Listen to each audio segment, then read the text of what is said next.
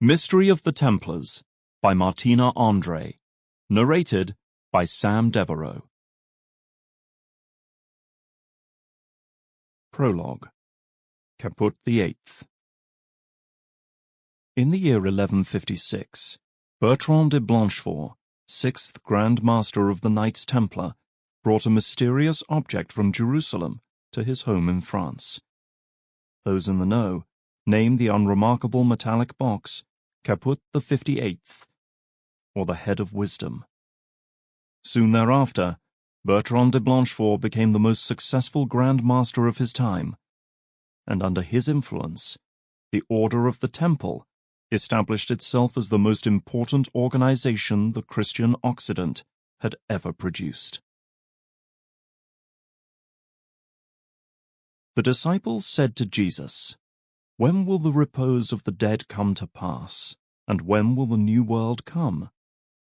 He said to them, "What you look forward to has already come, but you do not recognize it." The Gospel of Thomas, verse 51. Saturday, October 28th, 1307. Chinon, France.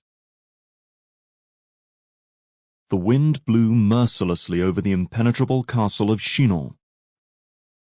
Towering storm clouds swept across the high plateau, and the subsequent deluge transformed the streets of the fortress into treacherous quagmires. Lightning crackled in the leaden sky, each flash succeeded by deafening rumbles of thunder. And only those condemned to be outside remained in the storm. Today was the day of St. Simon and St. Jude Thaddeus.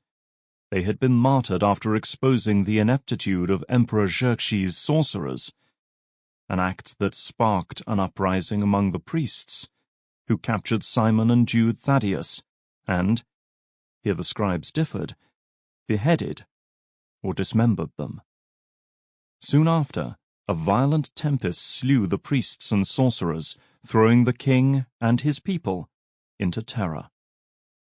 The day of October 28, 1307, seemed intent on honoring its namesakes, at least as far as the weather was concerned, and the martyrs themselves did not seem too far away.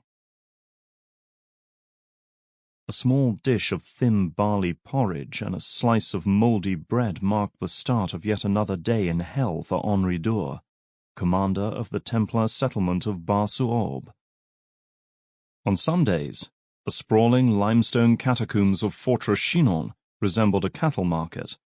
With their whips and bludgeons, emotionless torturers herded hordes of tormented souls through labyrinthine passageways, sieving out the most resilient, only to impose upon them later the most brutal punishments.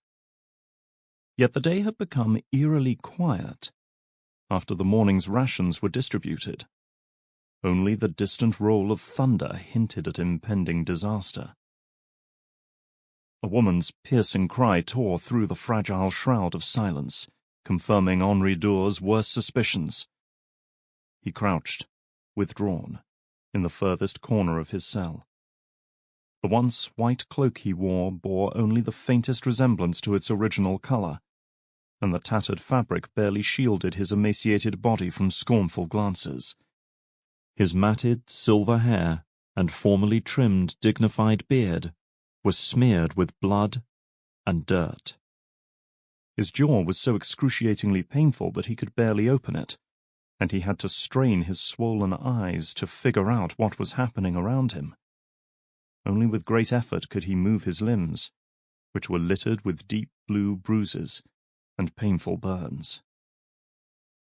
Until now, he had stoically endured all sorts of torture, willing his spirit to leave his body so he could face such unbearable agony. And yet, a profound fear was steadily tightening its grip on his heart. What if King Philip IV of France and Guillaume de Nogaret, keeper of the seals and head of the royal secret police, the Gens du Roi, discovered that he belonged to the inner circle of the Templar order? That, despite his modest post, he had been meeting with the Grand Master and his Sample complete. Ready to continue?